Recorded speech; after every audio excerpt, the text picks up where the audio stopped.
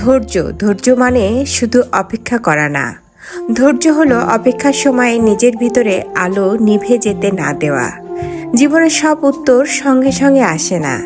কিছু সম্পর্ক সময় নিয়ে গড়ে ওঠে, কিছু স্বপ্ন দেরিতে পূরণ হয়, আর কিছু শিক্ষা শুধু অপেক্ষার পথেই পাওয়া যায়। মানুষ ঠকানো খুব সহজ, কিন্তু ঠকিয়ে যা পাবেন তা হজম করা খুব কঠিন। কারণ প্রতারণা জেতা যায়, কিন্তু শান্তি পাওয়া যায় না।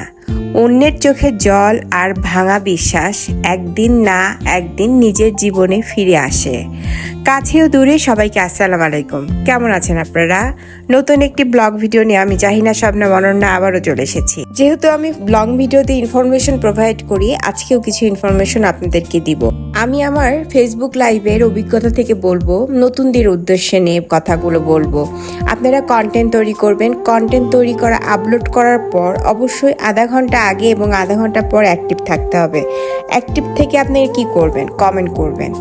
দেখেন, আমি যখন প্রথম ভিডিও তৈরি করি বা আমি পোস্ট আপলোড করি, আমার পোস্টে কিন্তু কমেন্ট পড়ে নাই। কেউ আমাকে কমেন্ট করতো না, লাইক দিত না। এখন কিন্তু 100 জন আমাকে লাইক কমেন্ট করে। প্রথম কাজ করতে গেলে অল্প অল্প লাইক কমেন্ট পড়বে, এতে হতাশ হওয়া যাবে না। আস্তে আস্তেই ভিডিও ভাইরাল হবে বা ভিউ বাড়বে। প্রথমে আপনি হয়তো বা 10 জন দেখবে, তারপরে 100 জন, তারপরে 1000 জন দেখবে। ফেসবুকে কাজ করতে হলে অ্যাক্টিভ যে ফলোয়ার তাদের সাথে লেগে থাকতে হবে। যারা অ্যাক্টিভ, যারা নিয়মিত পোস্ট আপলোড করে, আপনার ভিডিওতে লাইক কমেন্ট করে, তাদের সাথে সব সময় যুক্ত থাকতে হবে কমেন্টের মাধ্যমে।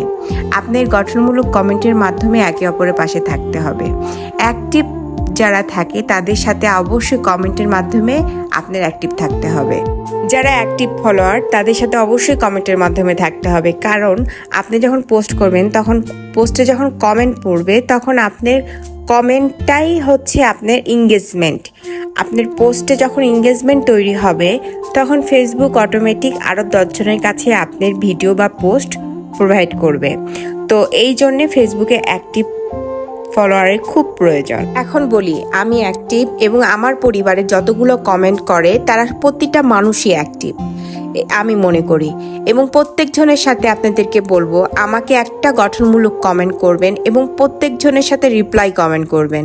দেখবেন অটোমেটিক আপনার পরিবারে সে কমেন্ট রেখে আসবে। আপনারা ওনাদের পরিবারে কমেন্ট করবেন, আপনার পরিবারে ওনারা কমেন্ট করবে। অ্যাক্টিভ পরিবার কেন প্রয়োজন? এঙ্গেজমেন্টের জন্যে।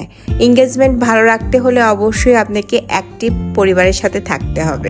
ফেসবুকে কাজ করতে হলে ধৈর্য নিয়ে, সময় নিয়ে কাজ করতে হবে, জেনে বুঝে কাজ করতে হবে। হাল ছাড়া যাবে না, চেষ্টা করে যেতে হবে। আমি বিশ্বাস করি এখান থেকে ভালো কিছু ইনশাল্লাহ হবে।